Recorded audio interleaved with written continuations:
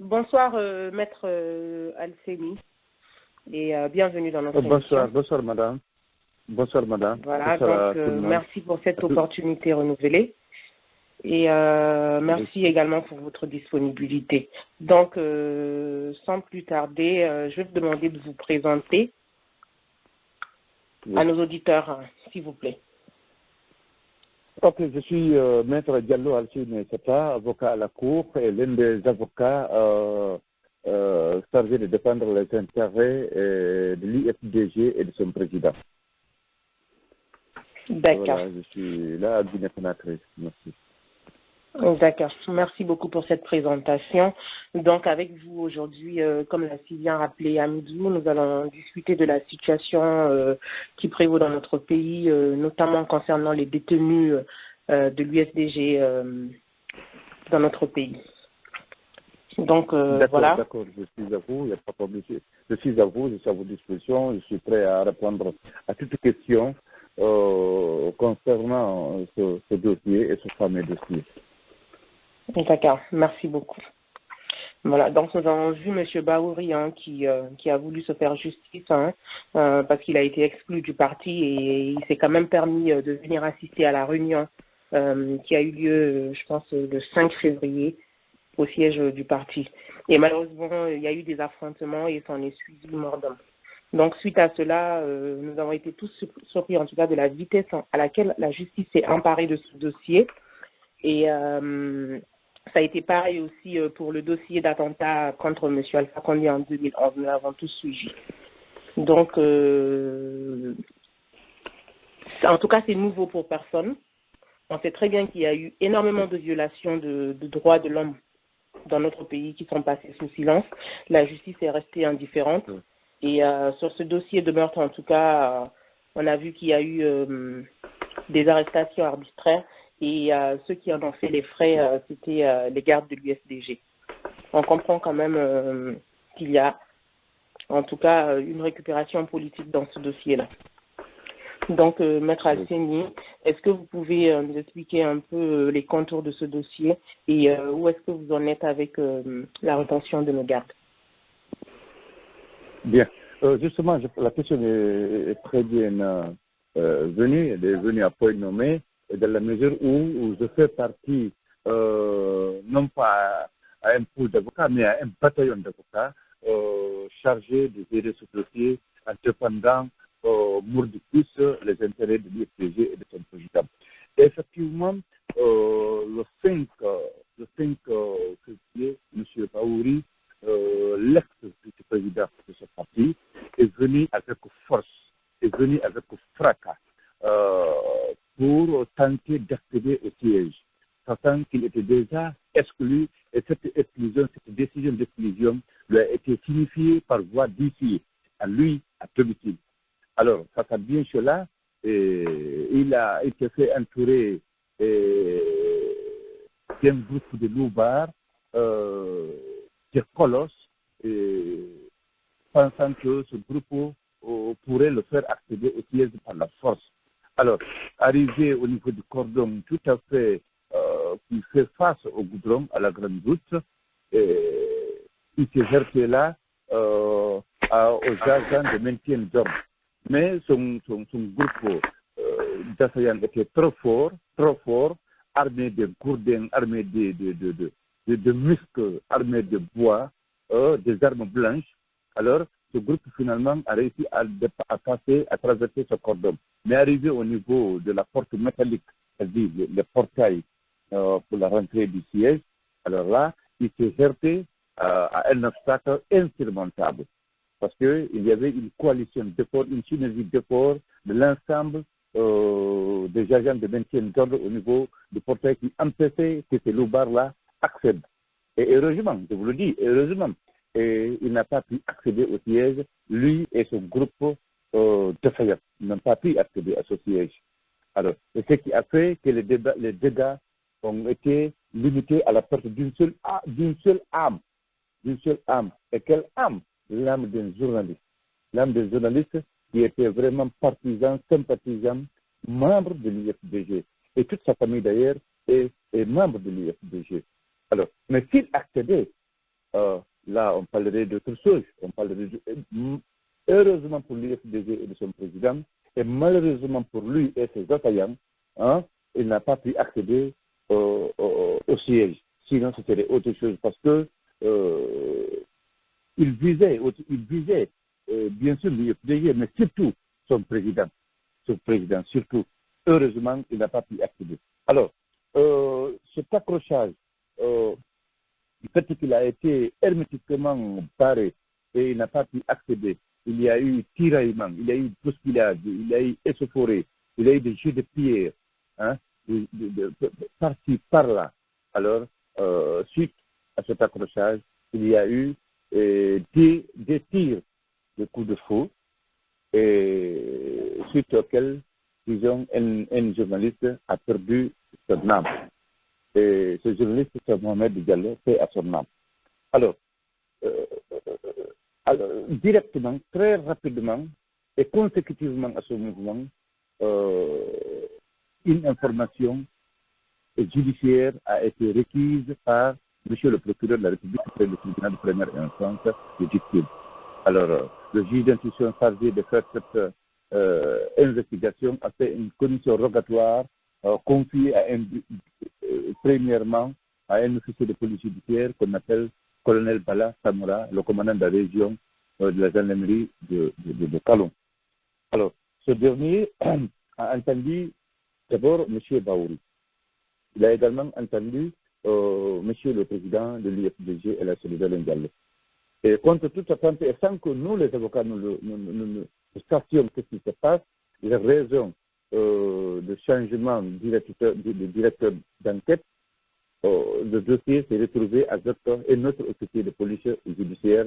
Je veux parler du colonel Tamba Gabriel Diawara.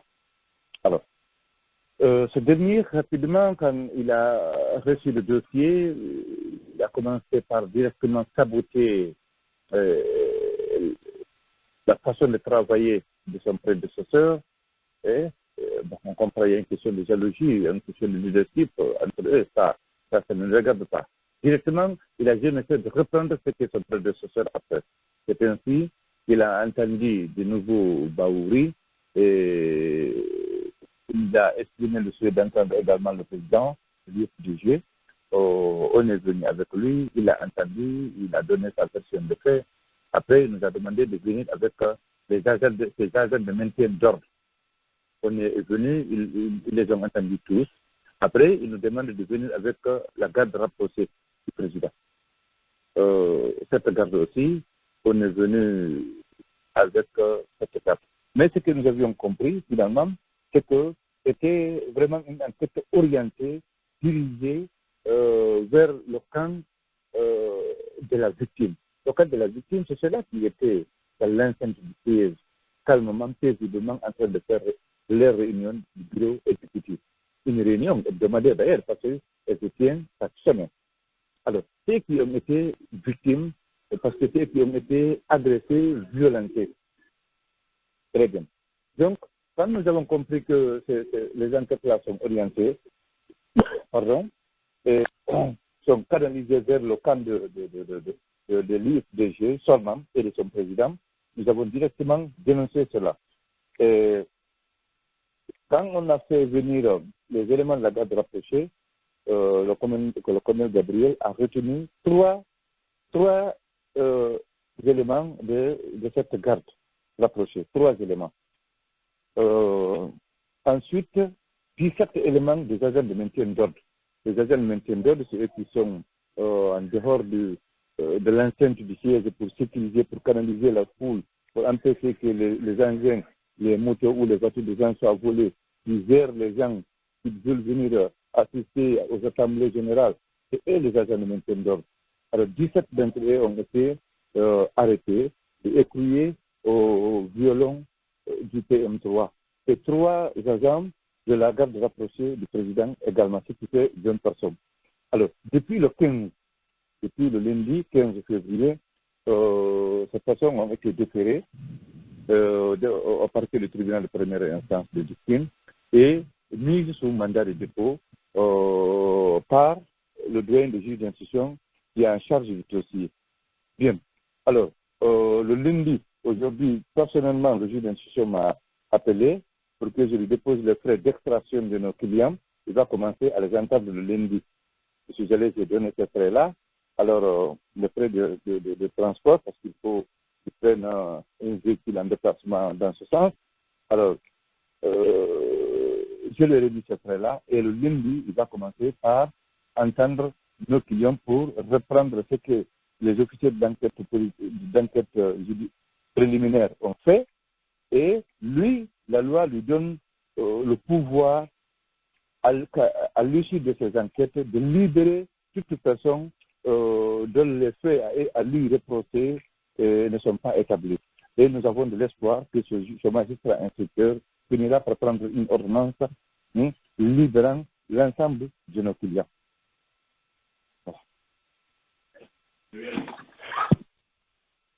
Voilà, merci beaucoup Maître Alseni. Donc voilà, ça sera tout pour moi. Je vais passer la main à Amidou. Je ne sais pas s'il a une question, sinon aux panélistes et puis aux éditeurs. Allô Amidou, tu m'entends?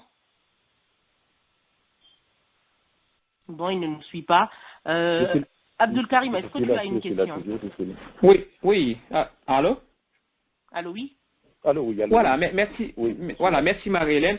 Voilà, merci Maître Alseni, en tout cas pour votre brillante présentation en ce qui concerne cette affaire qui fait couler beaucoup d'encre aujourd'hui. Mais je voudrais en fait revenir sur deux faits et je voudrais que vous m'éclaircissiez en fait ces points. Bon, je crois le 4 février, c'était le samedi, lors en tout cas la deuxième convocation du président, on aurait tous appris que le président serait rendu au PM3 et qu'il aurait exigé à ce que les 17 détenus qui étaient là déjà soient libérés dès lors que je dirais, la garde à vue avait expiré. Mais il s'est avéré que vous avez intervenu, vous en tant que les avocats, et je crois aussi par après les députés, jusqu'à ce que le président a renoncé parce qu'il avait en fait demandé si toutefois cela n'arrivait pas, qu'il allait lui-même se constituer en prisonnier. Je voudrais que vous nous éclaircissiez un peu sur cette partie, parce que ça fait beaucoup de débats. Déjà, c'était au niveau, en tout cas, public, beaucoup en ont parlé. Je vais enchaîner très rapidement. Ma deuxième question, c'est par rapport à une rencontre que vous avez eu à tenir, en tout cas, vous tous, les avocats de l'UFTG. Je vais citer certainement, il y a vous, votre personne, il y a aussi Maître Silla, il y a Maître Diouf, et je crois Maître Beavogui aussi. Et lors de cet entretien, on a vu la vidéo, vous avez tenu un discours où vous comptiez en tout cas porter plainte contre un certain nombre de personnes, notamment M. Baoui, je crois bien le colonel Diawa, dont vous avez cité ici dans votre narration. Il y a aussi deux autres, je crois, si je ne me trompe, c'est au niveau de la police, je crois, de la police au niveau de Dixine. En tout cas, là où vous avez déposé, là où l'UFTG avait déposé en tout cas une lettre pour prévenir de tout ce qui allait arriver, en tout cas avec cette attaque de M. Baoui. Et je crois aussi un des responsables du RPG, notamment un certain Bani Sangare, qui doit être responsable, qui a diffamé la cellule en l'accusant directement d'être en tout cas commanditaire de cet assassinat. Vous avez donc promis à porter plainte contre toutes ces personnes. Et qu'en est-il de cela? Est-ce que vous avez à le faire ou bien vous comptez, qu'est-ce que vous comptez en tout cas faire? Donc voici mes deux questions. Merci, s'il vous plaît. Merci. Très bien. Je commence par votre dernière question, rapidement. Par là où vous venez de finir, je commence par là-bas. C'est-à-dire par rapport à M. Bani Sangare. Bani Sangare, c'est le secrétaire général, disons, de la jeunesse du parti RPG Arc-en-Ciel. C'est également lui, le secrétaire général du ministère de l'Emploi et Jeunes. Alors, lui, nous avons effectivement déposé une plainte avec constitution de partie civile contre lui. Et c'est moi-même en personne qui ai rédigé cette plainte et qui l'ai déposée aussi. Donc, là, mettez-vous à l'aise, cette plainte est déposée régulièrement et elle a suivi toutes les formalités nécessaires. Donc, le juge a même fixé une caution parce que c'est nous, la partie civile, qui avons mis en mouvement l'action du ministère public. Donc, la loi demande à ce qu'on dépose une caution qui est librement déterminée, fixée par le juge. Une ordonnance a déjà été prise par le juge fixant ce montant. Et ce montant sera déposé dans les jours qui suivent et l'action sera déclenchée. Une convocation rapidement lui sera déposée pour qu'il se présente devant celui-là qui sera désigné par le juge d'instruction pour faire des enquêtes préliminaires. Bien, ça c'est votre dernière question. Ensuite, nous avons également déposé une plainte en fond et de forme contre l'escadron numéro 2, la gendarmerie de l'escadron mobile numéro 2 de Hamdallah pour non-assistance des personnes en danger. Parce que cette unité de la gendarmerie a reçu une lettre de l'UFDG l'invitant à venir intervenir compte tenu des menaces persistantes de M. Baouri dans les différentes stations, comme quoi il va venir assister à la réunion du bureau exécutif, vaille que vaille, et personne ne pourra l'empêcher d'y accéder. Et celui qui tenterait de l'empêcher, c'est seulement Dieu qui saura ce qui va se passer. Ça, il avait maintenu ces menaces récurrentes contre lesquelles l'UFDG a été nécessaire d'inviter les agents de force de l'ordre de venir sécuriser les membres de l'UFDG, les sympathisants de l'UFDG. Malgré tout, ils ne sont pas venus. Et voilà, le fait qu'ils ne sont pas venus, c'est qui devait arriver par la faute de M. Baouri, qui a jugé nécessaire de passer par la force au lieu de passer par la voie légale, par la voie judiciaire, et il a préféré passer par la force, par la violence, pour accéder au siège et prendre part à cette réunion du bureau exécutif. Très bien. Donc, cette plainte est déposée contre la gendarmerie, le commandant de la gendarmerie de Hamdallah, et pas lui seul. Contre M. Baba Alimou et M. Baouri eux-mêmes. Parce que c'est eux qui sont venus avec le groupe Jaffaya, les hommes armés de Gourdin, etc., pour tenter d'accéder au siège. C'est eux qui sont venus. Alors, maître, si vous permettez. Allô, maître? Oui. Excusez-moi, je voudrais savoir, Baba Alimou, c'est bien celui-là qui a été relâché récemment? C'est lui qui a bénéficié de la grâce présidentielle. C'est bien lui, dans l'affaire du 19 juillet. C'est lui qui a été arrêté, jugé et condamné à une peine draconienne et qui a fini par bénéficier d'une grâce présidentielle. C'est bien lui, en chair et en os, c'est lui, Baba Alimou. Alors, donc c'est lui qui s'est fait accompagner de M. Baouri. C'est un lieutenant de guerre, okay, c'est un lieutenant de guerre de M. Baouri. D'accord, maître. Vous pouvez continuer. Alors, merci pour la précision. Oui, allez-y, continuez. Voilà. C'était juste une précision. Donc, voilà. Donc, je disais qu'une plainte est déposée contre le commandant de l'escadron mobile numéro 2 de Hamdallah, une autre contre M. Baouri et M. Baba Alimou. Donc, ces deux plaintes-là sont régulièrement déposées et des instructions fermes ont été données par M. le procureur, qui l'a déjà orienté dans une brigade de recherche pour procéder à des enquêtes et afin de déférer les suspects avec leurs procès verbaux à son parquet. Bien. Donc, la toute première question, je vais finir par celle-là. Effectivement, le 4 février, Monsieur le Président de l'UFDG, la cellule de Lengalo, quand nous sommes allés avec lui, avec sa garde rapprochée, il avait été sollicité par les agents enquêteurs. On est resté là jusqu'à 13h, 14h. Et entre-temps, la plupart des députés de l'UFDG se trouvaient à Conakry sont venus rejoindre là. Et directement, la cour, pour celui qui connaît l'emplacement de cette brigade de recherche qui se trouve au bord de l'autoroute, entre au bord de l'autoroute, au niveau du pont de Kenyan. Alors, cette cour était envahie, Madina avait fermé portes et fenêtres, Et toute la foule est venue s'agripper derrière la cour. C'était une marée humaine. Les cris nous empêchaient même, disons, et nous les avocats, et nous les enquêteurs de travailler.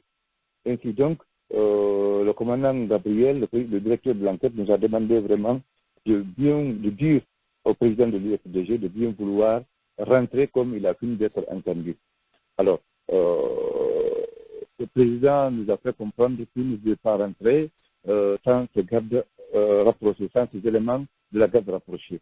Alors, il y avait un statu quo, il y avait un blocage, et les agents enquêteurs avaient peur, ils étaient envoyés par une foule, par une marée humaine derrière la cour, et les cris nous empêchaient vraiment de travailler. Finalement, ils nous ont demandé à nous, les avocats, d'intervenir auprès du président. Alors, on a réussi à dire au président que voilà, maintenant, les enquêteurs ont compris qu'eux, ils ne peuvent rien contre lui. Donc, c'est pourquoi ils nous font intervenir. Et nous, puisque nous sommes les avocats de l'UFDG et de son président, nous lui demandons vraiment de rentrer calmement à la maison, de se retirer, pour permettre aux enquêteurs de mener leurs investigations, pour ne pas qu'on dise que c'est le président qui les empêche de continuer à mener leur travail, à faire leur travail, et qu'ils ont même fait intervenir les avocats, mais les avocats aussi n'ont rien fait. Alors que si le président accédait, nous, à notre demande, hein, il les aurait fait comprendre que vraiment, il nous a grandi, nous les avocats, et il ne compte que sur nous, et il ne peut suivre que nous nos conseils. Il ne peut accepter que nous nos conseils. Et ainsi, finalement, le président a dit, bon d'accord, à cause de vous, je rentre et continue à faire le travail avec eux. Sinon, je ne voulais pas rentrer sans les éléments de la garde rapprochée. Mais les éléments de sa garde rapprochée n'étaient pas finis d'être entendus encore. On n'avait pas fini de les entendre encore. Mais entre-temps, il y avait eu un blocus, parce que tout Madina a fermé, l'acte Hamdallah Bambeto est venu derrière la cour, on n'entendait pas du tout de bouche volée. Alors, finalement, nous avons demandé au président de bien vouloir rentrer et nous laisser, nous les autres, travailler avec les agents enquêteurs. Donc, ça, je le confirme, effectivement, le président ne voulait pas rentrer.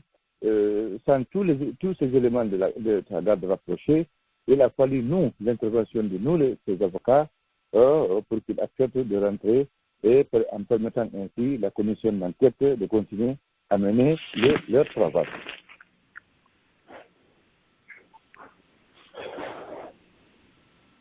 Voilà, alors, donc merci beaucoup, Maître. Amidou, tu es là? Oui, allô? Oui, Amidou. Allô, oui, allô, oui. D'accord, merci Marie-Hélène, encore une fois. Oui. Voilà, merci, oui, Maître. Voilà, j'ai juste quelques questions. C'est d'un auditeur qui pose les questions. Il m'a envoyé un message en privé. Voilà, donc il a quelques questions. Je vais essayer de les poser pour que vous puissiez l'aider à obtenir des informations. Il a posé la première question. Il dit, vu qu'aucune caméra de journaliste n'a pu obtenir une seule image du journaliste qui a été tué, notamment Mohamed Koula Diallo, est-ce que vous pourriez nous dire à combien de mètres son corps a été retrouvé? Bien, une très bonne question. Son corps a été retrouvé au bord de la route, pas dans l'enceinte du siège, parce que encore une fois, le siège c'est un périmètre. Le siège c'est une circonférence où un certain nombre de personnes se retrouvent, un abri. Alors, le corps de M. Mohamed Diallo à son âme n'a pas été trouvé dans le siège, mais au bord du goudron. Pour celui qui connaît le siège de l'UFDG à la Minière, il y a le goudron qui passe devant la rentrée, devant la bretelle qui va au siège. Alors, tu viens au bord du goudron, tu prends la bretelle droite, tu la suis jusqu'à 50 mètres, après 50 à 100 mètres, après tu vois le portail qui mène au siège de l'UFDG.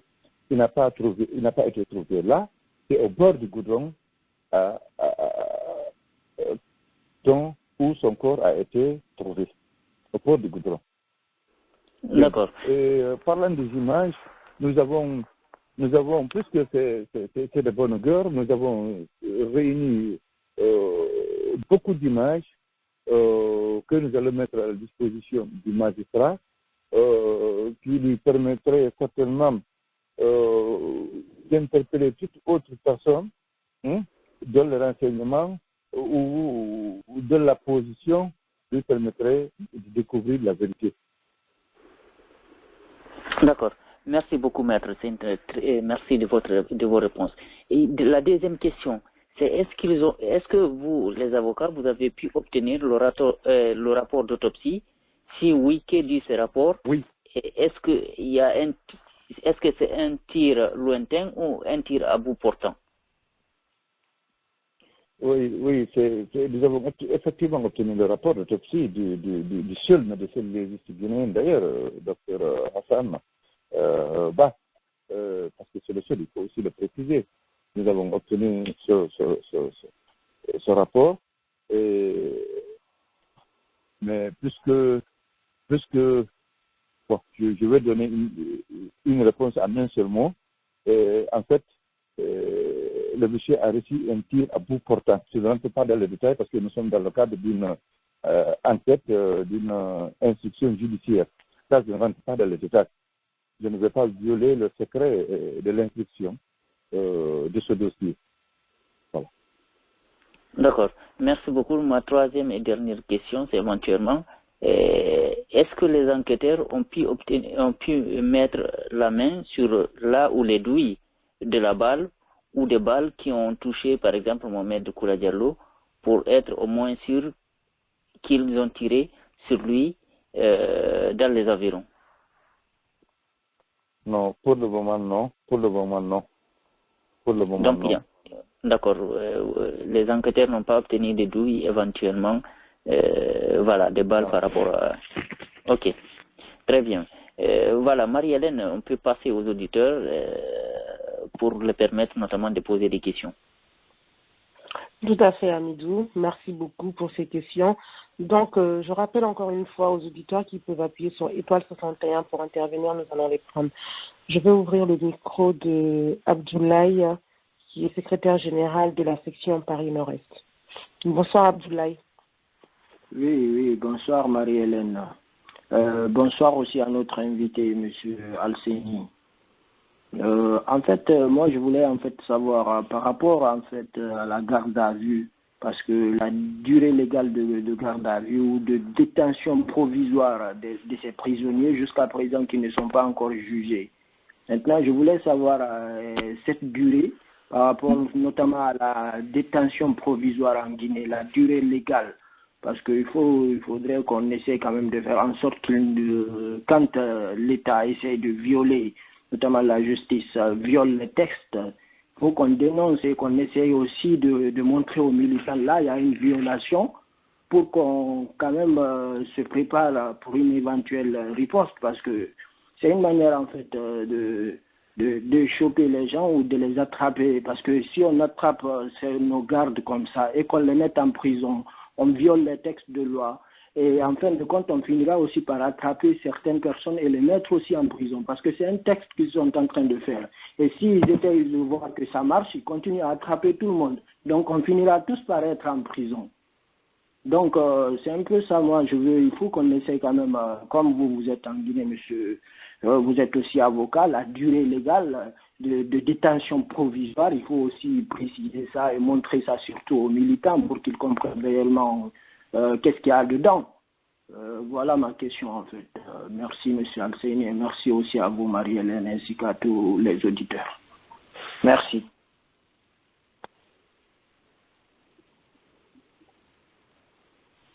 Allô? Oui. Je pense qu'on l'a perdu là. Il ne répond pas. Ah ok, désolé. Allô, maître, est-ce que vous nous entendez? Bon, maître ne nous suit pas. Je pense qu'il est même plus connecté là. Bon, en attendant, je vais essayer d'ouvrir le micro dans notre auditeur. Je vais prendre le 06 22 01 55 56. Bonsoir. Bonsoir Marie-Hélène. En fait, je voulais poser une question à M. Baldé, mais malheureusement il n'est pas là. Je suis Souleymane Ba, ancien détenu dans l'affaire du 19 juillet 2011. Ah, bonsoir Monsieur Ba. Bonsoir. Vous n'avez pas de commentaires? Non, je n'ai pas de commentaires. Je voulais poser deux questions à M. Baldé ou à M. Alcina et Sato. D'accord. Et pendant que nous y sommes, vu qu'il n'est pas encore et tout, voilà, moi, ce que vous venez de dire, ça m'interpelle. Et je ne sais pas si vous pouvez nous en dire un peu plus par rapport à cette détention-là. La vôtre, bien sûr. Quelle détention? Ben, vous venez de dire tout à l'heure que vous avez été, vous faisiez partie des détenus de 2011, c'est ça, si j'ai bien compris? Tout à fait. Voilà. Est-ce que vous pouvez nous raconter un peu votre histoire ou c'est top secret, je sais pas. Ça sera un autre débat, c'est une invitation, bien sûr. Ah, D'accord. bon. Ok. On va pas On prend bonne note, on va essayer de... Marie-Hélène, on va prendre son numéro et après on va le contacter en privé éventuellement pour voir si on peut nous faire un témoignage. Ça serait une bonne chose. Il n'y a pas de problème. Ça me fera plaisir. Okay. Voilà. Merci, M. Souleymane. Si l'invité est là, on fera tout pour vous donner la parole afin que vous puissiez poser votre question. Tout à fait. Merci beaucoup, M. Baldé. M. Baldé ou M. Non, c'est M. Baldé. D'accord. Merci beaucoup, M. Baldé. Ok, merci. Ouais. Marie-Hélène, oui. Donc, je te laisse continuer. Je vais essayer de reconnecter l'invité. D'accord, très bien. Merci Marie-Hélène, encore une fois. Voilà, donc nous allons essayer de prendre encore d'autres personnes qui pourront s'exprimer. Mais... Vous avez mettre à la encore en ligne. Ah, bien d'accord, ok. D'accord. Monsieur Souleymane, vous pourriez poser votre question. Notre invité est là encore.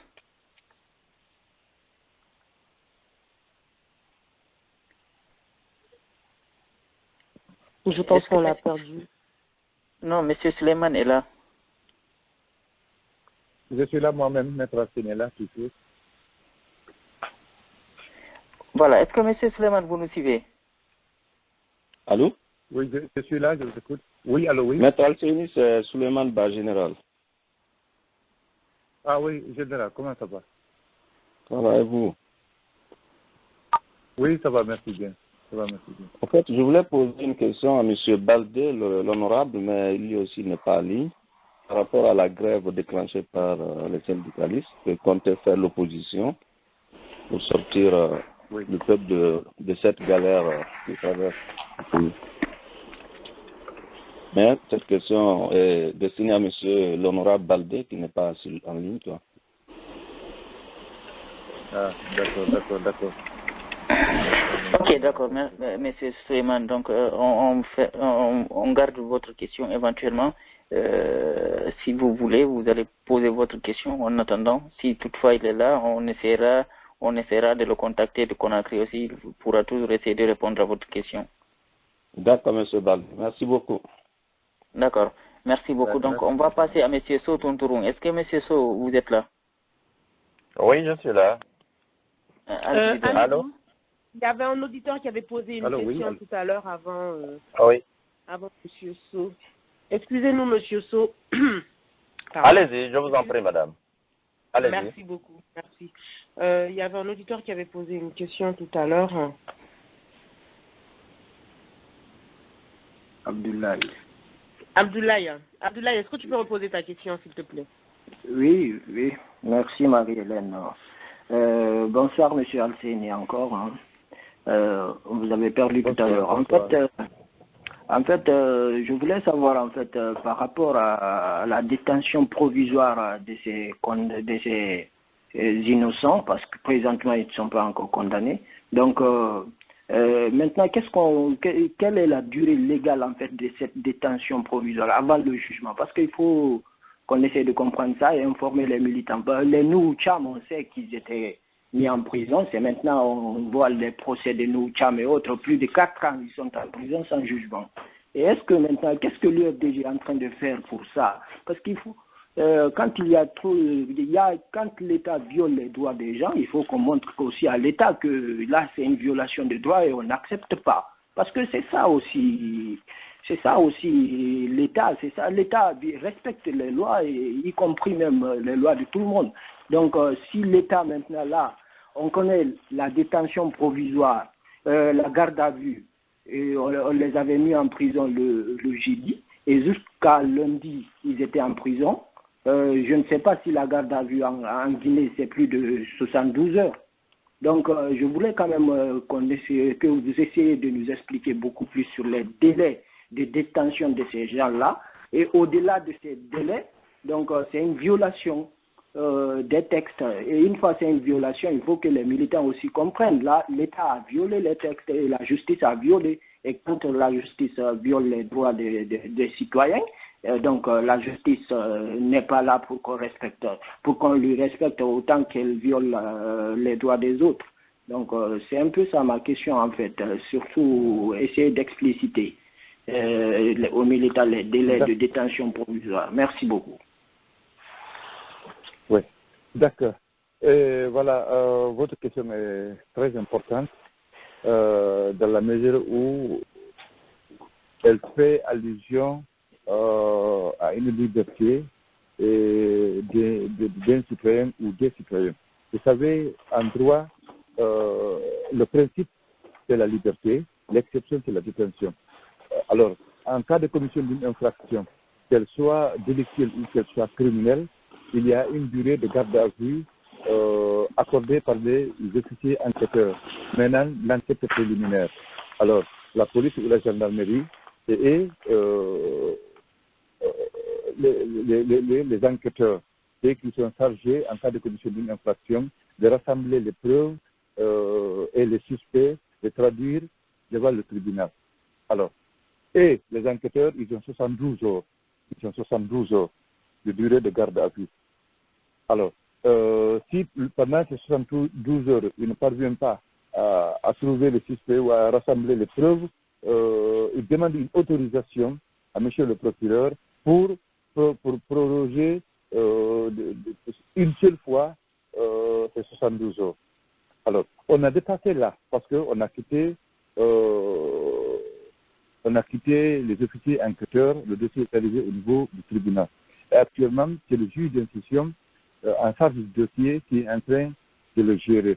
Ce juge d'instruction aussi, la loi lui impartit un délai pour mener ses investigations judiciaires, en reprenant tout ce que les officiers enquêteurs ont fait comme travail.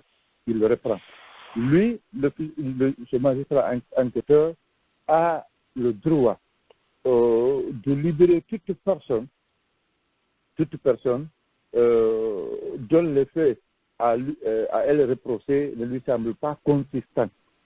Et si vous vous souvenez bien de l'affaire du 19 juillet, et avec l'affaire de Noucham et autres là, l'attaque du domicile du professeur Alpha Condé, c'est le même juge d'instruction qui avait en charge de la gestion de ce dossier.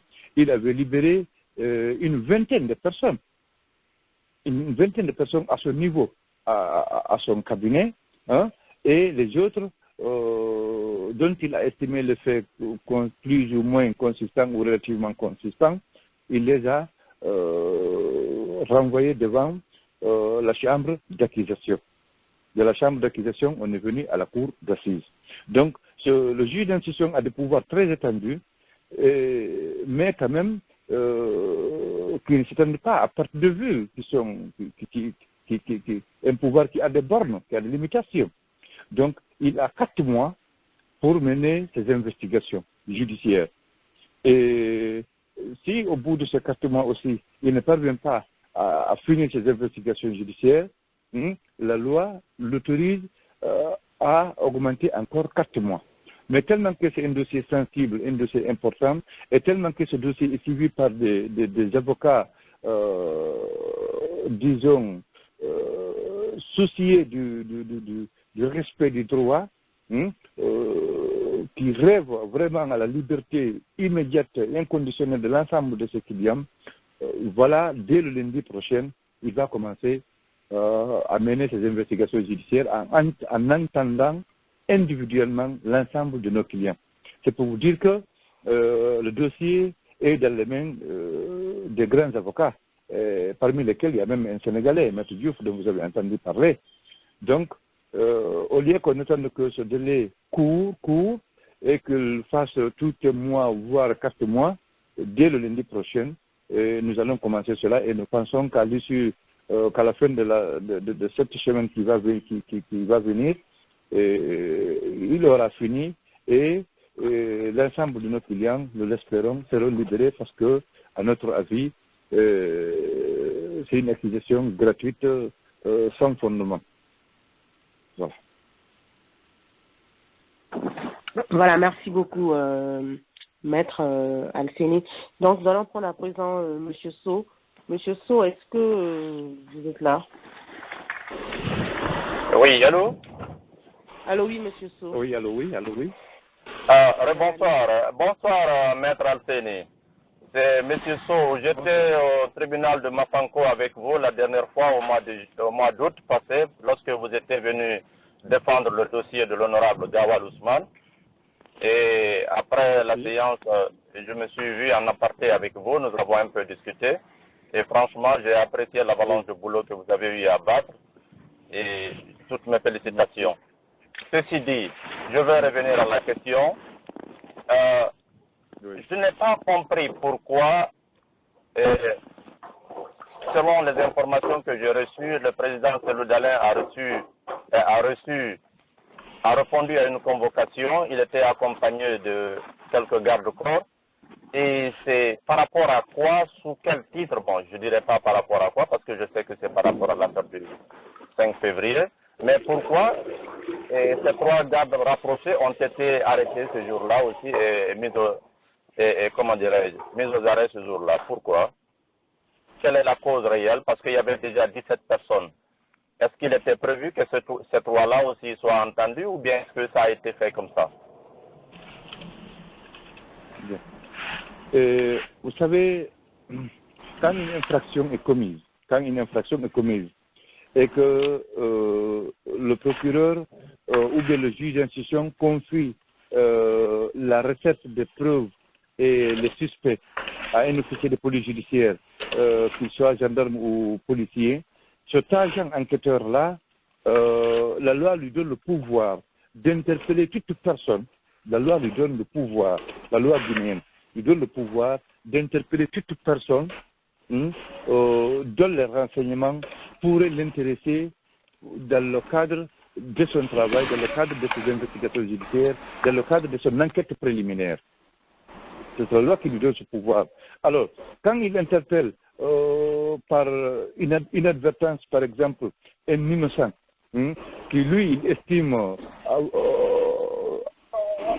avoir connaissance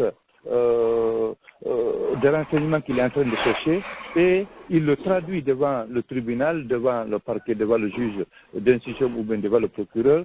Alors, la loi donne également le pouvoir à ce magistrat-là de reprendre ce que le gendarme ou le policier, en tout cas agent de la recherche de l'enquête préliminaire, de reprendre le travail qu'il a fait. Et si, au bout de la reprise de ce travail, il se rend compte que l'intéressé n'en est pour rien, il a été interpellé, arrêté par tort, ou bien c'est un innocent qui n'a absolument rien à voir avec les faits pour lequel le policier ou le gendarme a été saisi, donc ce magistrat le libère purement et simplement. Donc je pense que nous sommes dans ce cadre-là. Si les enquêteurs ont demandé à ce que la garde rapprochée, les éléments de la garde rapprochée de la cellule viennent, il va les entendre. Et si, au bout de leur audition, ils estiment par exemple par erreur que l'un d'eux a connaissance de cette infraction, la loi lui donne le pouvoir de l'envoyer devant le tribunal ou devant le juge d'instruction qu'il a mandaté. Mais arrivé là, le juge d'instruction a le pouvoir aussi de le libérer pour dire, ah écoute, c'est par erreur que l'autre t'a arrêté, t'a envoyé devant moi par erreur, en fait tu ne connais rien de ça. Nous sommes à cette phase-là actuellement. Le dossier a quitté les officiers enquêteurs, le dossier est arrivé au niveau du juge d'instruction, c'est lui qui doit reprendre ce que les autres ont fait, les enquêteurs ont fait. Hein, les policiers ou les gendarmes. Et si, avec cette reprise, il se rend compte que vraiment l'intéressé n'en est absolument pour rien, mais il le libère. Il le libère. Et nous sommes effectivement à cette phase. Ce travail va commencer le lundi prochain. Et nous avons de l'espoir que tous les éléments de maintien d'ordre ou de la garde rapprochée de la cellule seront libérés. Nous avons de l'espoir parce que c'est un magistrat de la probité intellectuelle, morale, professionnalisme, vraiment ne souffre de l'ombre d'aucun doute. Ça, nous le savons quand même. Voilà, merci beaucoup, Maître Alseni. Monsieur Sow, vous avez une deuxième question. Merci beaucoup, Maître Alseni. Merci. D'accord. En passant, Maître Alseni, j'aurais juste une question assez rapide et tout à vous poser. Je voulais savoir, est-ce que la balle en fait qui a tué ce journaliste, elle a été retrouvée ou pas? Pardon, la balle, pardon? Oui, la balle qui a tué le journaliste, est-ce qu'elle a été retrouvée?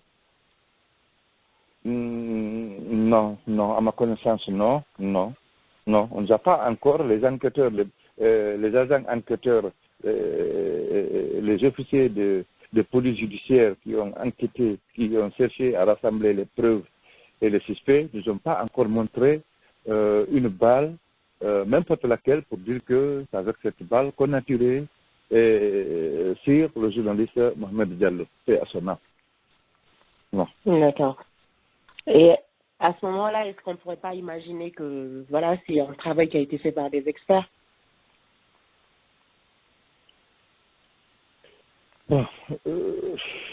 Notre sujet, quand même, serait assez contre cette balle. Ça, c'est très important. Mais, puisque les résultats de l'autopsie du médecin légiste ont attesté, ont confirmé que, effectivement, c'est par balle, que le journaliste-là est tombé. Et donc, il serait vraiment souhaitable et très important d'ailleurs que ces enquêteurs arrivent à retrouver cette balle. D'accord. Ok. Donc, je vais ouvrir le micro de doyen Fizio. Rebonsoir à Fizio. Allô, Afizio, tu nous entends? Bon, il ne nous suit pas. Allô? Je vais ouvrir le... Oui, Afizio, tu nous entends? Oui. Oui, vous m'entendez? Oui, tout ça bien. Bonsoir Marie-Hélène, bonsoir Maître.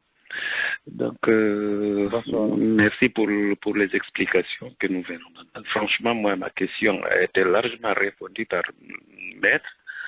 Alors, j'aimerais bien savoir maintenant quelle est la peine encourue en Guinée pour quelqu'un qui est accusé de non-assistance à personne en danger.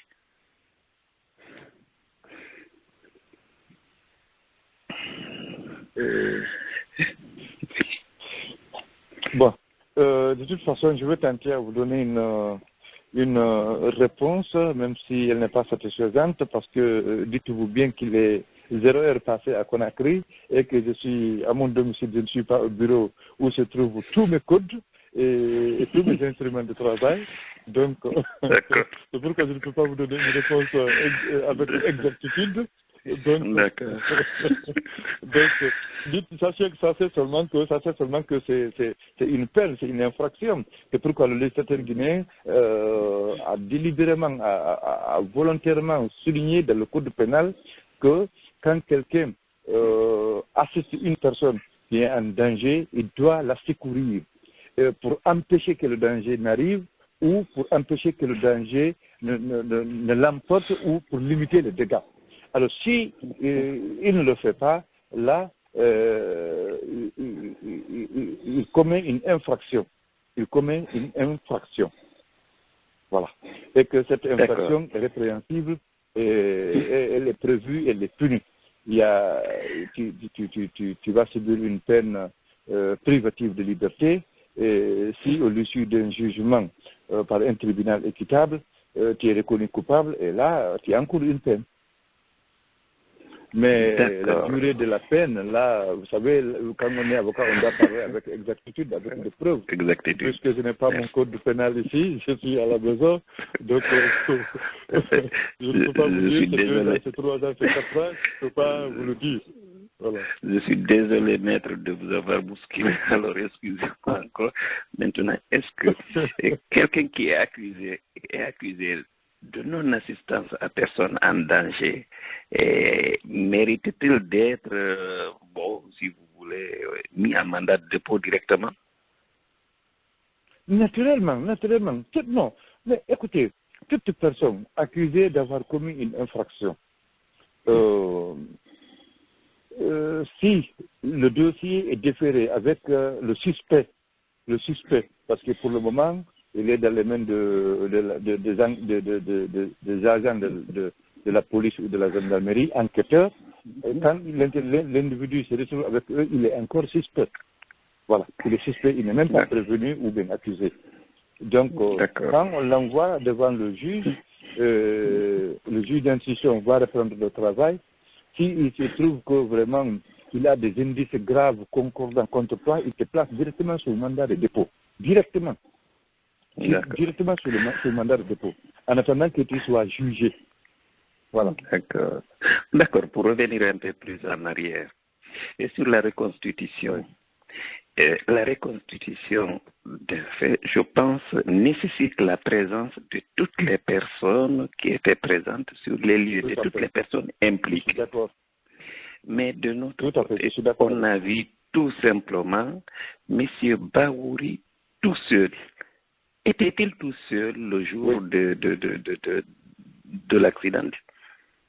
Il n'était pas tout seul, il était accompagné d'un groupe de personnes. Et pourquoi n'avons pas fait appel maintenant, n'a-t-on pas fait appel à ces personnes qui étaient avec Bahouri pour faire la reconstitution? Donc ça, c'est une reconstitution partielle qu'ils ont effectuée. Donc vous, avocats, vous deviez contester cette reconstitution qui ne relate pas les faits réels. Voilà. Une très bonne question et votre inquiétude est tout à fait normale. Déjà, mettez-vous à l'aise. Ça trouve que nous avons été les premiers à réagir avant que vous ne réagissiez. Et nous avions demandé à ce que même cette reconstitution soit reprise intégralement et non pas partiellement, intégralement, en invitant à toutes les personnes qui étaient là présentes ce jour de revenir et d'occuper leur position initiale. Ça, nous l'avions demandé, nous avons soumis cette idée-là aux agents enquêteurs, mais puisqu'ils ne l'ont pas fait, et ce n'est pas une cause perdue, et nous allons demander aux juges d'instruction qui a des pouvoirs plus étendus que le procureur de la République d'ailleurs, de reprendre cette reconstitution de fait.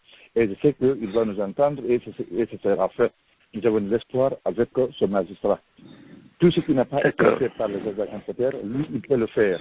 Il peut le faire. Et il a encore le pouvoir d'interpeller toute autre personne, de les rumeurs, de la clameur,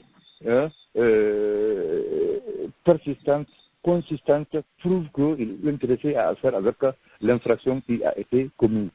Donc il a déjà ce pouvoir, le magistrat instructeur, le juge d'instruction. Merci maître, je vous remercie. Merci Marie-Hélène. Merci beaucoup à Sidiou.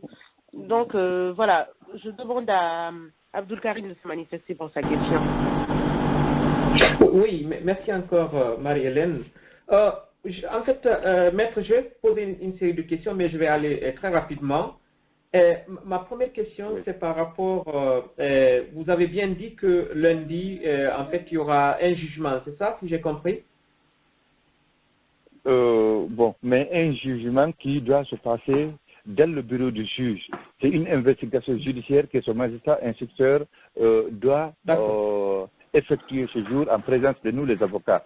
Ce n'est pas le jugement dans la salle d'audience et à la barre. Non, ce n'est pas ce jugement-là. C'est-à-dire c'est une reprise de tout ce qui a été fait par les officiers de police judiciaire enquêteurs. Lui, il reprend cela. Il synthétise, il pasteurise les faits avant de relâcher quelqu'un pour dire que non, tu ne connais rien de cette affaire, tu as été arrêté par erreur, parce que tu es innocent, tant, les faits pour lesquels on t'a ramené ici ne sont pas consistants, tu es innocent. Bon, c'est lui, ce magistrat, qui fait ça. Voilà. D'accord. Alors, je voudrais savoir à ce stade, je voudrais savoir à ce stade, est-ce que vous avez pu réunir en fait tous les éléments constitutifs que vous pourrez en tout cas utiliser pour vous servir en fait dans la défense? Alors, je vais continuer pour les deux autres questions pour en finir. La question que je voudrais encore poser, on aurait en fait appris, maître, que nos détenus ont été en tout cas victimes de beaucoup de tortures. Il y a même eu des tentatives ou bien même en tout cas vouloir corrompre certains parmi eux pour qu'ils accusent en tout cas l'un des responsables ou M. So qu'on a souvent cité dans ce cas. Voilà, est-ce que vous pouvez nous informer sur cela, si c'est bien réel ou pas? Maintenant, la dernière question, quelles sont les difficultés aujourd'hui que vous rencontrez? Est-ce que vous pouvez nous dire les difficultés que vous rencontrez dans cette affaire? Et aujourd'hui, si toutefois vous devez demander en tout cas de l'aide par rapport aux partis, par rapport en tout cas aux militants et aux responsables, surtout nous qui sommes à l'extérieur, qu'est-ce que vous auriez en tout cas à nous dire, maître? Merci. Vous avez posé des questions très pertinentes. Bien, la première, c'est justement par rapport à la pression dont vous avez entendu parler. C'est une très bonne question. Effectivement, quelques-uns ont été victimes d'une torture morale, d'une torture exagérée, sans pareil, une torture intolérable. Et amenant l'un des éléments de la garde rapprochée a dénoncé gratuitement, fortuitement le nommé So. So, qui est un élément de la garde rapprochée de l'UFDG, particulièrement de Mme Hadja Halimat. Bon. Et cette pression a été vive à telle enseigne qu'il n'a pas pu résister et il a fini par dire ce que celui qui exerçait cette pression-là voulait. Bien. Et c'est la raison pour laquelle, d'ailleurs, nous avons décidé, nous, avocats, de porter plainte contre lui, cet avocat, parce qu'il a entretenu, il a exercé cette violence morale à l'absence de nous, les avocats, à notre absence. Et le jour même de la confrontation, le collectif m'a désigné, moi, d'aller assister à cette confrontation. Et quand je suis allé, le directeur des enquêtes ne m'a pas permis de prendre contact avec mes clients. Il ne m'a pas permis. Alors, pour cette violation, puisque c'est un droit constitutionnel que tout individu, dès son interpellation, a droit à l'assistance d'un avocat, et il doit s'en tenir avec son avocat, et personne ne doit répondre à la question d'un enquêteur, d'un policier ou d'un gendarme à partir du moment où il est interpellé sans qu'il ne soit assisté par un avocat. C'est un droit constitutionnel. Et nous avons décidé de porter plainte. Et déjà, on a porté plainte contre cet enquêteur, contre ce directeur de la commission d'enquête. On a porté plainte contre lui pour ça d'abord. Et on a compté pour lui du fait qu'il a extorqué, il est passé par la violence morale pour obtenir des aveux qui ne sont pas fondés, des aveux gratuits. Donc, on a porté plainte contre lui. Là, je ne voulais pas quand même que cette émission finisse sans que l'un de vous ne me pose cette question. C'est pourquoi je salue votre vraiment intelligence, votre réflexion pour m'avoir posé cette question parce qu'elle est pertinente, parce qu'elle a fait l'objet déjà d'une plainte que nous, les avocats, nous avons déposée contre l'enquêteur. Bien. Et la deuxième question, c'était... Si j'ai oublié, la deuxième question. Rappelez-moi la deuxième question. Allô? Quelles sont les difficultés que vous rencontrez? Allô, maître? Voilà, justement, la deuxième question, c'est l'ensemble de difficultés que nous rencontrons. Vous pouvez les imaginer individuellement et même collectivement.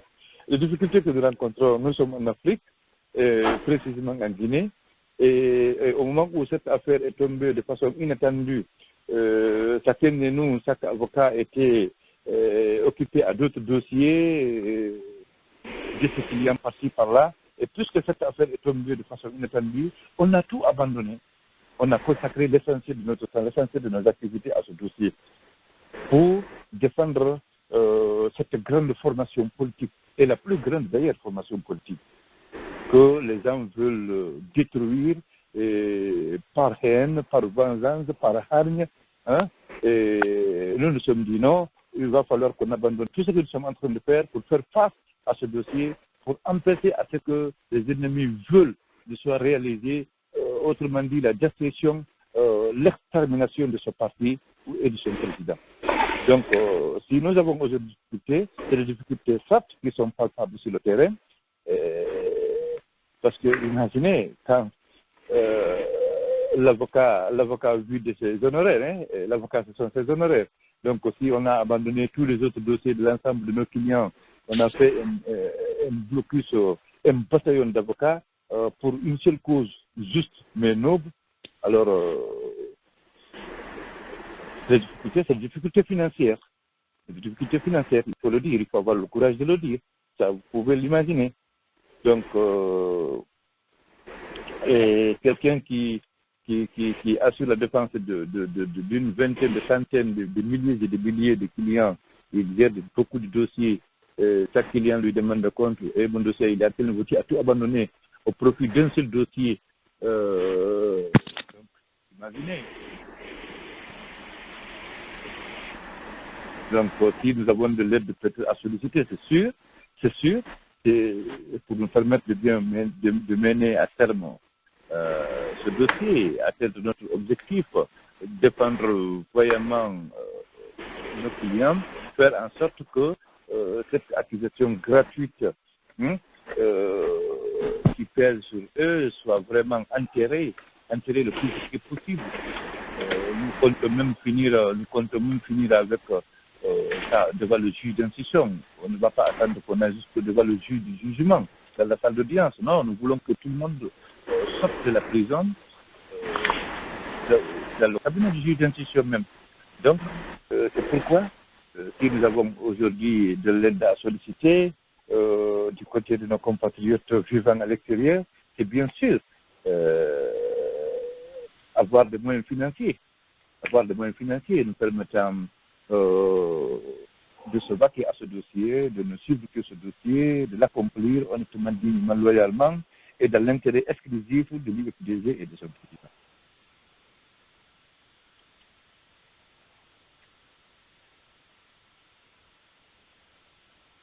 Allô? Allô, oui. Allô, oui.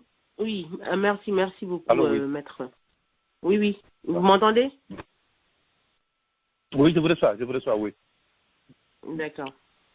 Ok, merci beaucoup. Donc, je vais ouvrir le micro de M. Ibrahim Idé de Londres. Bonsoir, Ibrahim. Allô? Allô, oui, Allô? Ibrahim. Allô, oui. Et bonsoir, Marie-Hélène, bonsoir, Amit Baldé, bonsoir, Abdel Karim aussi, bonsoir, maître.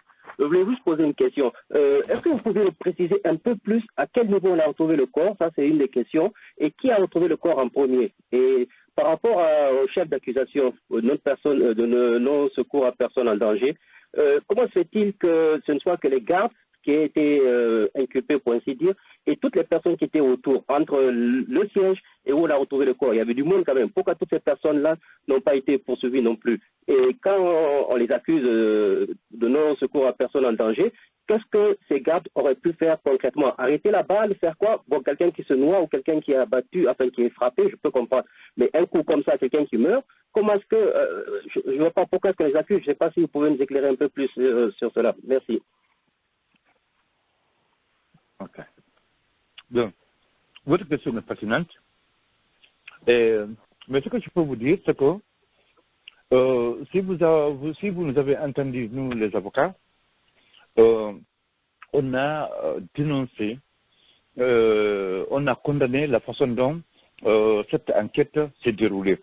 Parce que nous avons dit que c'est une enquête orientée, c'est une enquête qui cible un seul camp, le camp de la victime, naturellement. Parce que le monde qui était là ce jour, c'était un monde important. Et Baouri est venu, M. Baouri est venu avec un autre monde, déjà préparé à l'avance pour passer à l'offensive. Alors, au moment de la reconstitution des faits, c'est seulement M. Baouri que nous avons vu. Et c'est pourquoi nous avons dénoncé cette reconstitution de faits et nous avons demandé à ce qu'il y ait une reprise de cette reconstitution. Et nous espérons que le juge d'instruction va nous entendre et il va ordonner la reprise de cette reconstitution. Bien. Où on a trouvé le corps?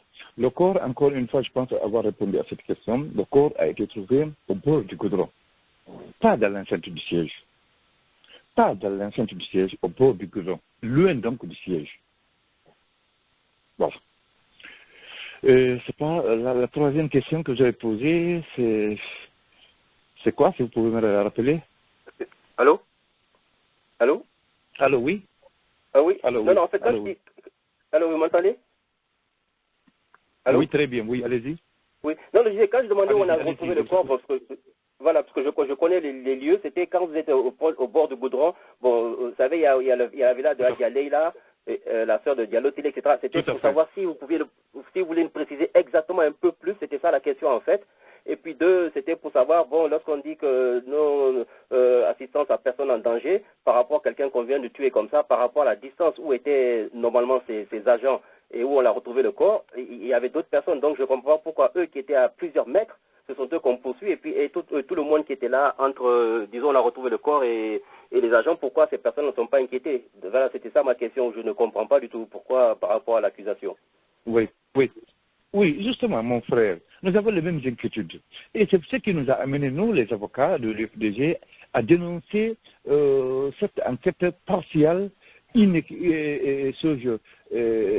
partielle, inéquitable et orientée. C'est pourquoi nous l'avons dénoncé.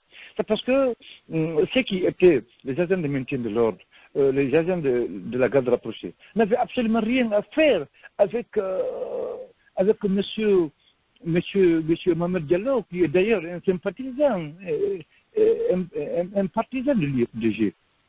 Et mieux, les gardes rapprochés, ils étaient à l'intérieur. Ils étaient à l'intérieur du siège. Et les événements sont passés en dehors du siège. Donc, malheureusement, l'enquête ne s'est intéressée qu'à eux qui étaient à l'intérieur du siège et aux agents de maintien d'ordre, qui n'ont absolument rien à voir avec la commission de cette infraction. Mais très malheureusement, les enquêteurs sont intéressés à eux. Hein. Ils ont oublié ceux-là qui sont venus avec le dessein de procéder à un affrontement, de passer à l'offensive, à une attaque, à une agression. Hein. C'est pourquoi nous avons dénoncé et condamné cette enquête partielle inéquitable. Donc nous avons les mêmes préoccupations. Ce qui vous anime aujourd'hui, ce qui nous a animés et qui nous a poussé à procéder à la dénonciation contre la partialité et l'inéquité de l'enquête. Est-ce que vous seriez prêt à aller jusqu'au niveau de la Cour de justice de la CEDEAO, éventuellement, si les choses continuaient dans ce sens-là? Voilà, ma dernière question. Oui, nous pensons déjà qu'on n'en arriverait pas là. Si l'ensemble de nos clients sont libérés par le magistrat instructeur qui a un pouvoir étendu, quand il se rendra compte avec des preuves à l'appui que nos clients n'en sont absolument rien par rapport à la commission de cette infraction, je suis rassuré d'avance qu'il va tous les libérer et qu'on n'arrivera pas à la Cour commune de la CEDEAO. Mais si c'est le contraire, je ne le souhaite pas, rien ne nous empêcherait d'aller au niveau de cette cour commune de la CEDEAO. Voilà, merci bien. Merci, maître. Merci. Allô? Allô, oui? Oui, allez-y, monsieur Abdul Karim. Oui, vous permettez. Merci, Hamid. Très rapidement, c'est la dernière question aussi à mon niveau. On a tous suivi, compte tenu en tout cas de toutes ces infractions qu'on nous observons mettre au fil, en tout cas, de cette affaire. Il y a quelques responsables, en tout cas, de l'UFDG qui n'ont pas manqué de dire si toutefois justice ne sera pas dite, on ne tardera pas à faire appel à une manifestation. Comment vous jugez en fait ce comportement, cette attitude? Est-ce que l'UFDG, au bout du tunnel, si toutefois les choses ne vont pas dans le sens même de la justice, est-ce que l'UFDG peut organiser pour faire la pression des manifestations dans ce cas? Bon, écoutez, madame, je ne pourrais vous répondre qu'à des questions relatives aux droits, relatives au dossier judiciaire, mais si le terrain politique, je ne peux pas vous répondre. Bon, peut-être c'est le droit, peut-être c'est le droit de tout parti politique d'afficher son mécontentement, son opposition par rapport à une décision ou par rapport à un fait qu'il juge irrationnel.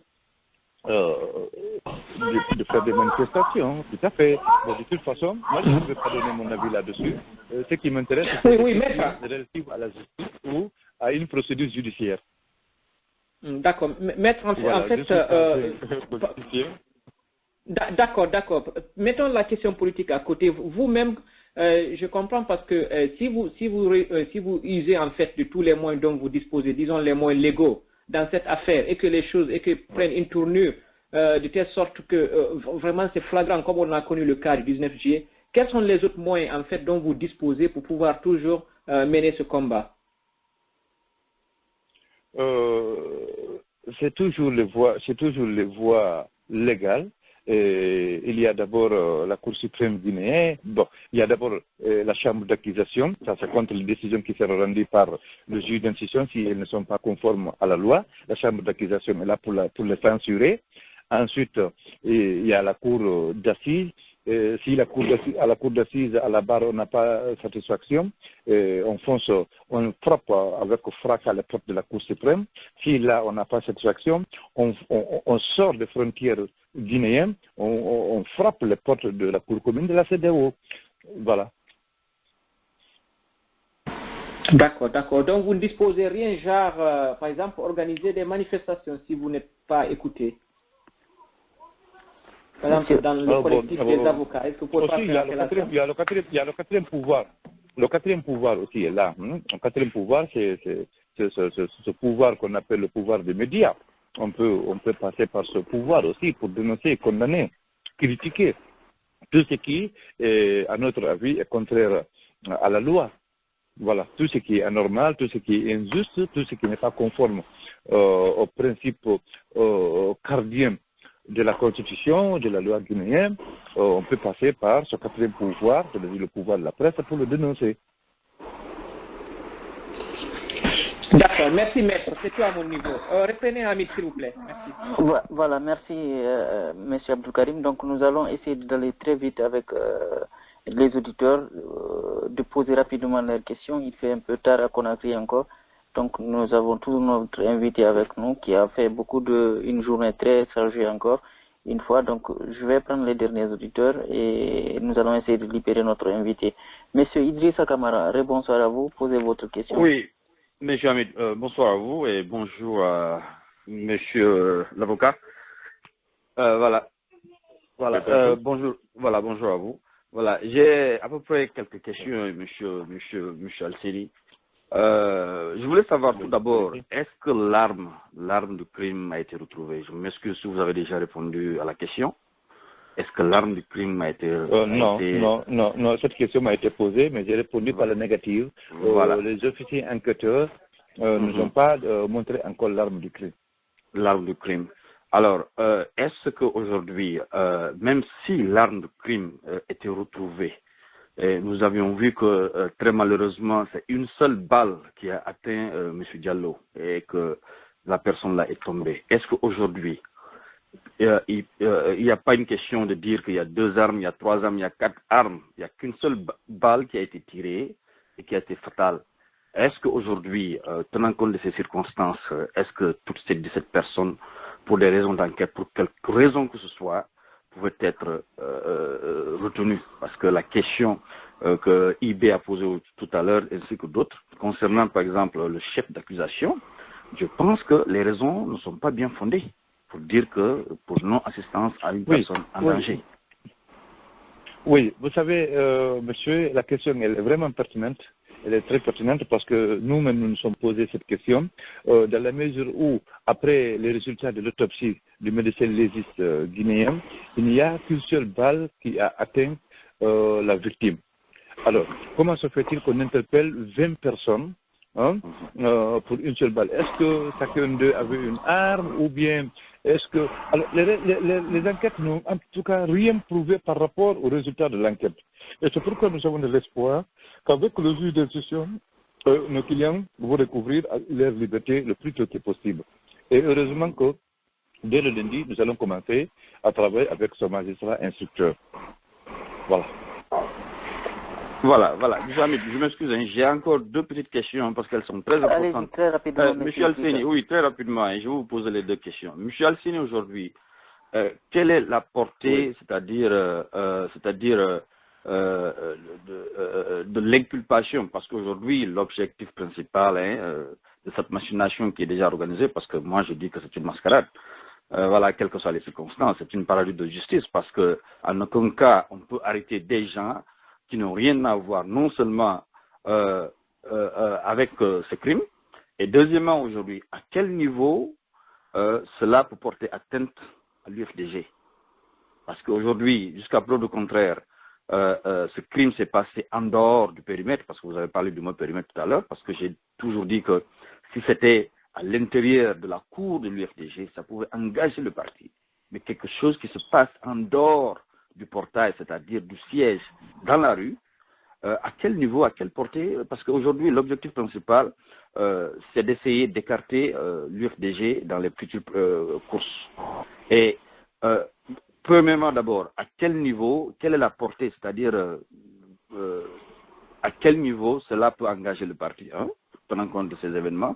Et aussi, est-ce qu'il y a une façon de pouvoir faire vite pour ne pas que quelque part qu'on soit devant une situation aussi qui puisse être plus regrettable où l'objectif principal est d'essayer d'écarter par exemple... Oui. Je commence par là où vous venez de finir. Est-ce qu'on peut faire vite? Oui. Nous avons décidé, nous les avocats, d'aller vite, le plus vite que possible, de ne pas donner du temps au juge à dire que le temps lui donne 4 mois renouvelables une fois, donc 8 mois. Nous avons dit non, c'est ici et maintenant. Il n'y a pas question d'attendre même une semaine. Donc, on commence rapidement pour qu'au bout d'une semaine, que ce dossier-là finisse avec toi, le juge d'instruction. Et c'est pourquoi nous avons pris rendez-vous avec lui dès le lundi. On va commencer. Bien. Alors l'UFDG n'est pas engagé ni de près ni de loin dans cette situation, ou bien c'est juste les personnes, les gardes-corps? Parce que pour essayer de voir au clair, pour tirer les choses au clair, parce que c'est pour... Bon, vous vous rappelez, en 2011, c'était pour chercher à casser l'UFDG. Très malheureusement, ils n'ont pas eu la chance. Et en 2015 aussi, c'est encore chercher à inculper le parti pour l'écarter de toutes ces courses. Voilà, ou suspendre le parti. Est-ce qu'il y a une possibilité d'éviter tout cela? Bon, moi je vous dis, à ma qualité d'avocat de cette plus grande formation politique guinéenne, l'IFDG, et je suis d'avis avec l'ensemble de mes confrères de ce bataillon d'avocats, que notre avis là-dessus, c'est que, en fait, les ennemis ont échoué. Parce que les ennemis ont échoué dans la mesure où c'était même pas Monsieur Diallo Mohamed qui était visé. La personne qui était visée, c'était le président de l'IFDG. Et heureusement pour lui, les assaillants n'ont pas pu accéder au siège. Les assaillants ont été barrés au niveau du portail. Heureusement. Sinon, aujourd'hui, on allait parler d'autre chose. Donc, ce qui était visé, c'est l'extermination sommaire de l'IFDG par son président, naturellement, ce qui était visé. Mais les ennemis ont échoué. Mais puisqu'ils ont échoué, voilà, maintenant, on s'en prend à des innocents par-ci par-là. De toute façon, c'est pourquoi nous, les avocats, nous sommes plus déterminés aujourd'hui qu'hier, plus engagés aujourd'hui qu'hier. Et notre décision, c'est d'aller jusqu'au bout pour que les innocents qui ont été interpellés par-ci, par-là et aveuglement puissent recouvrir leur liberté le plus tôt que possible. Et c'est pourquoi, sans attendre même, nous avons fait de sorte que le juge nous programme dès le lundi prochain pour commencer à entendre ces 20 personnes. Et je suis rassuré d'avance qu'il finira par libérer toutes. Oui, M. Alceni, vous ne pensez pas qu'étant un avocat assermenté aujourd'hui, que les propos que vous êtes en train d'avancer aussi sont un peu trop dits, dire que par exemple la personne qui était visée c'était El Hasselou Diallo et très malheureusement on a vu que quelque part aussi, il y a Baouri aussi qui risque aussi de porter plainte en disant que voilà, c'était pour une tentative d'assassinat sur sa personne. Est-ce qu'aujourd'hui, vous pensez qu'être en très bonne position vous pour permettez, dire... vous permettez Oui, allez-y, vous permettez? Oui. Voilà. Ce que nous avons appris de lui, le président de l'IFDG, c'est lui qui l'a dit. Je ne fais que le reprendre. C'est lui qui était visé.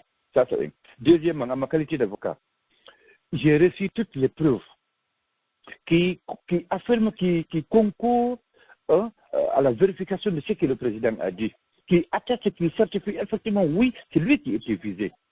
Vous comprenez?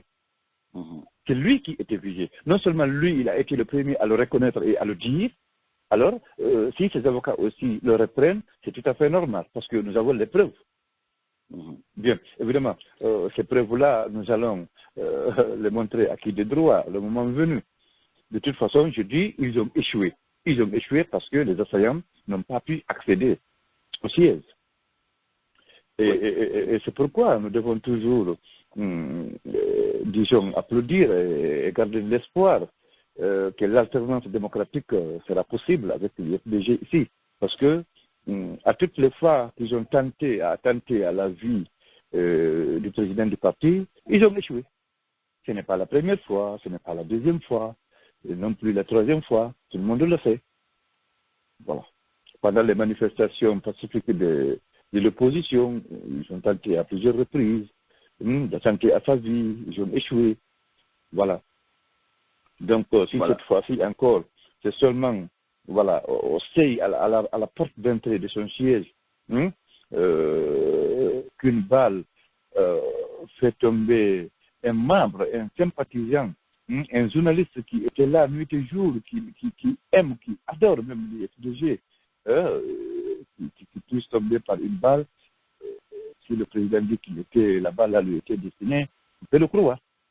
Oui, mais M. Alcide, est-ce que vous avez eu, par exemple, à interviewer des témoins? Parce que la dernière fois, il y a un jeune reporter là qui était juste à côté du défunt, qui disait qu'il se réserve de dire certains noms. La dernière fois même, je pense que c'était sur FM, Espace FM, il était l'invité et il dit qu'il se résigne de dire certains noms. Est-ce qu'aujourd'hui, à travers les vidéos, à travers les témoignages que vous entendez sur les différentes radios de la place, est-ce que vous avez eu, parce que je pense que ça aussi, ce sont des éléments d'enquête qui puissent vous permettre de pouvoir situer aussi les responsabilités, est-ce que vous avez eu l'amabilité ou cet esprit de pouvoir aussi les convoquer et demander à ce que les juges les convoquent, parce qu'ils ont fait des témoignages disant qu'ils étaient à côté, qu'ils ont vu des choses et qu'ils se réservent de dire certains noms?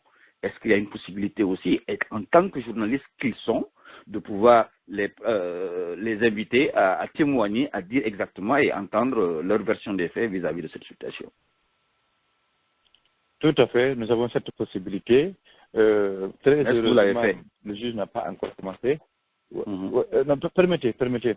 Au niveau de l'enquête préliminaire, on ne l'a pas fait parce que je vous ai déjà dit que l'enquête était orientée. L'enquête était bâclée. L'enquête était ne ciblée qu'un seul côté, qu'un seul camp. Donc, si on n'a pas pu le faire, ce n'est qu'une partie remise. Le juge d'instruction qui est là, qui a des pouvoirs plus étendus que les officiers enquêteurs, qui a des pouvoirs même plus étendus, plus consistants que le procureur même de la République, ce juge d'instruction, lui, il peut reprendre, il va repasser toutes les différentes péripéties, tout ce qui a été fait, il va le refaire, tout ce qui n'a pas été fait, il va le faire. Donc, à lui, on va soumettre toutes nos inquiétudes, il va les examiner et il va accéder à toutes nos demandes, le permettant de découvrir la vérité. Parce que notre position, nous aussi, avocat, c'est d'aider à la manifestation de la vérité. Voilà. Merci à vous. Merci à tout le monde. Voilà, merci encore, Maître Altini, pour vos réponses. Merci, Monsieur Camara. Je vais juste prendre M. Ousmane Bari des États-Unis. Posez rapidement votre question. Bonsoir à vous. Oui, bonsoir. C'est Ousmane Diallo. Ousmane Diallo, mais excusez-moi, Côte Ousmane, comment allez-vous? Ça va très bien. Voilà, même ma question, c'est quoi? Il a parlé des tortures morales. Bon, c'est quoi comment il explique cela torture morale. Est-ce qu'il y a eu une torture physique là-bas? Merci, bon. Oui, il y a pas, je précise qu'il n'y a pas eu de torture physique, ça je le précise, il n'y a pas eu de torture physique, mais il y a eu de torture morale. La torture morale, c'est d'amener, c'est amener quelqu'un à dire ce qu'il ne veut pas dire, à dire ce que toi tu veux entendre et non ce qui est. La torture morale, c'est de passer par des promesses, et promettre l'intéressé pour que tu dises ce que lui il veut entendre. C'est tout cela qu'on appelle une torture morale. Si tu ne fais pas ça, tu vas voir ce que tu vas subir, tu vas mourir, on va t'envoyer là où personne ne pourra te voir, il faut que tu dises ça, fais ça, on est prêt à assurer ta sécurité, on est prêt même à t'envoyer à l'extérieur, en cas de recrutement on peut t'incorporer. Tout ça c'est une torture morale. Mais il faut que si tu ne dis pas, en tout cas, tu vas perdre ta vie inutilement. Voilà, tout ça c'est ce qu'on appelle l'ensemble de toutes ces péripéties qu'on appelle de torture morale. Voilà, mais merci beaucoup, maître. Voilà, je vais juste prendre le numéro des États-Unis encore par 401, qui termine par 401. Bonsoir à vous.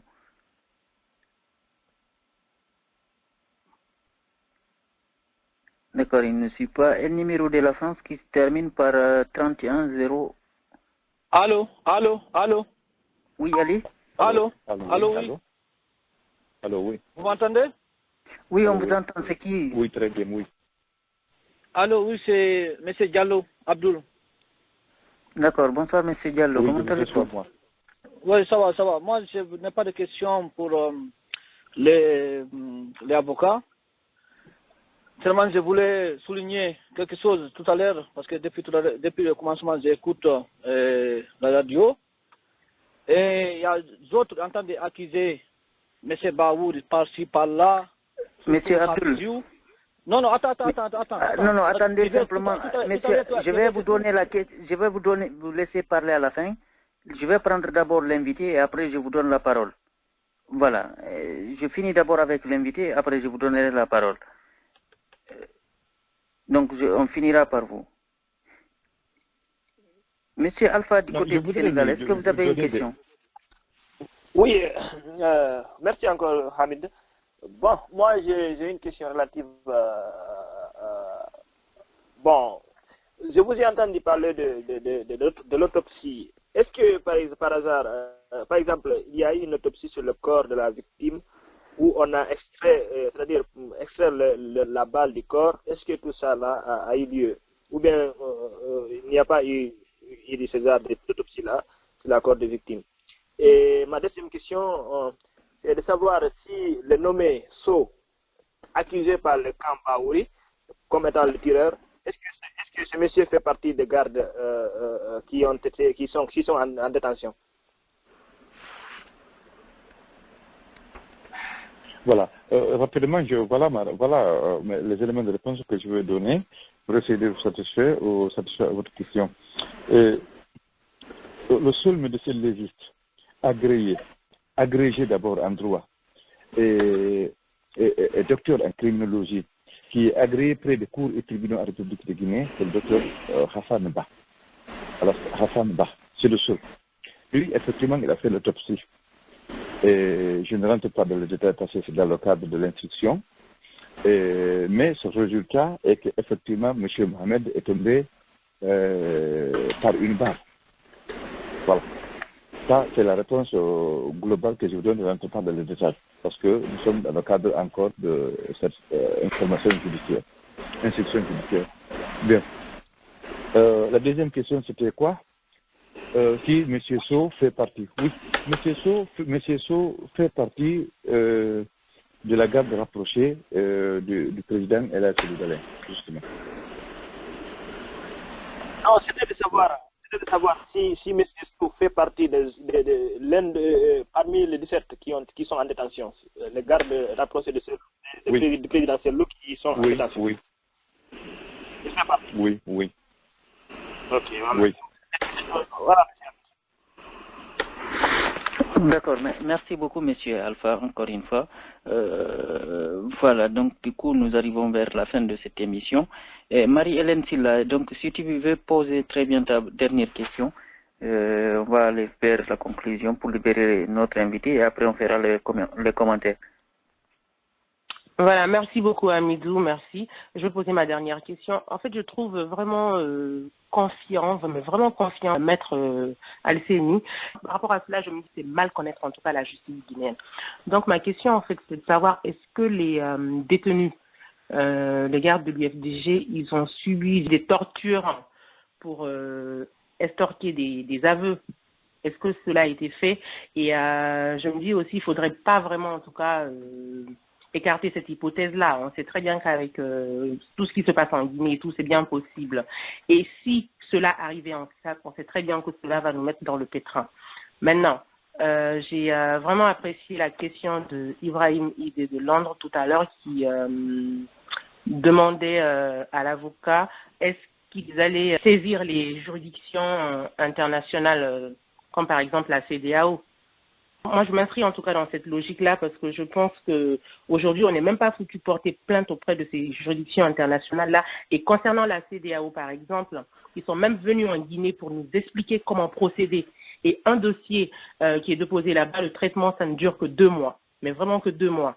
Ils sont en manque, en fait, et tout de dossiers. Donc, je ne vois pas pourquoi on n'essaye pas, en fait, et tout de saisir ces juridictions-là parce qu'on sait que la justice chez nous, en tout cas, elle est vraiment inefficace. Oui, c'est un avis important qui, en fait, que je partage naturellement. Bon, ça fait partie quand même de notre calendrier, de notre agenda. Si toutefois on n'arrive pas à avoir satisfaction devant les juridictions nationales, rien ne nous empêcherait de saisir les juridictions qui se trouvent hors de frontières guinéennes, notamment la juridiction de la CEDEAO. Rien absolument ne pourra nous empêcher. Bien. Et parlant de torture, effectivement, je confirme, oui, ils ont été torturés moralement. Et on les a extorqués des aveux. Et c'est contre ces tortures et contre ces aveux extorqués, nous avons même déposé une plainte qui est déjà orientée aujourd'hui, encore. Donc ça, ne vous en faites pas, on ne va pas courager les bras, on ne va pas les laisser faire dans une légalité. Non, nous allons nous battre jusqu'à la dernière goutte de notre sang pour que ce qui sera fait soit fait dans les règles de l'art. Voilà.